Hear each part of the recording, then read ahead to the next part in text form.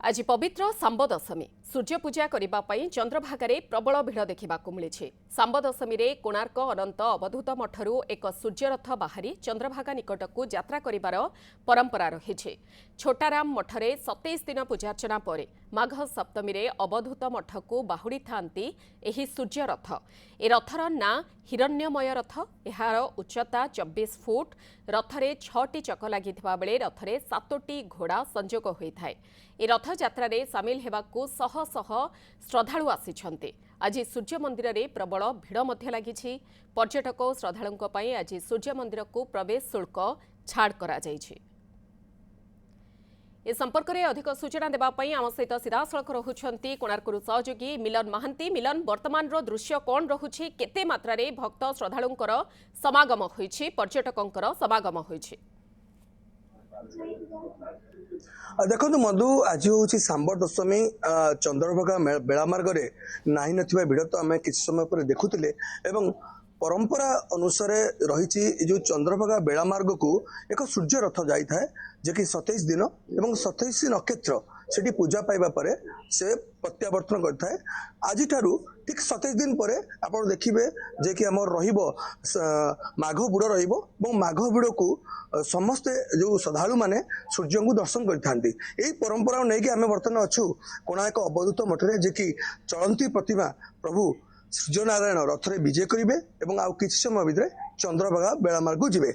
आम सहित अच्छा सौर ब्राह्मण सहित आलोचना करवा कौन कहवा आज्ञा ये जो परंपरा रही सूर्य रथ एवं चंद्रभागा जीवे सांब दशमी दिन ये परंपरा कौन रही? जय भास्कर, जय सूर्यनारायण। अनंत अवधूत मठरे ये जो परंपरा अच्छी यह अति प्राचीन जुगरु एवं सत्य जुगरु एठारे मैत्री ऋषि आश्रम थिला। परवर्ती अवस्था कपिल ऋषि आश्रम थिला। परवर्ती अवस्था काश्यप ऋषि आश्रम थिला। यही बनरे जेतेबेले साप प्राप्त हेले सांब सेतेबेले भगवान कृष्ण का निर्देश रे यही बनरे आसी तपस्या करी सूर्यनारायण ठारू साप मुक्तिर तत्व पाइथिले एवं सूर्य नारायण तांको एक मणि विग्रह निश्चित रूप से आप शुणुते सूर्यनारायण ये साप मुक्त होते। मो सहयोग चित्र देखिए ये हूँ से मठ जे कि प्रभु सूर्यनारायण मठ एवं जो चलती प्रतिमा आप देखुं ये चलती प्रतिमा वर्तमान किसी समय पर रथ को जीवे रथरे विजय करी जे कि चंद्रभागा बेलामार्ग को जीवे। निश्चित रूप से जो परंपरा ये जो किंवदंती बहु पुरातन किंवदंती एवं ये किंवदंती अनुसार ये हजार हजार जो श्रद्धालु मैंने फेरी आसी छुट्टी आसी सूर्य को दर्शन करने कौन कहवा ये जो परंपरा रही आपण सौर ब्राह्मण एवं ये पूजा करुँच कौन कहे परंपरा नहीं?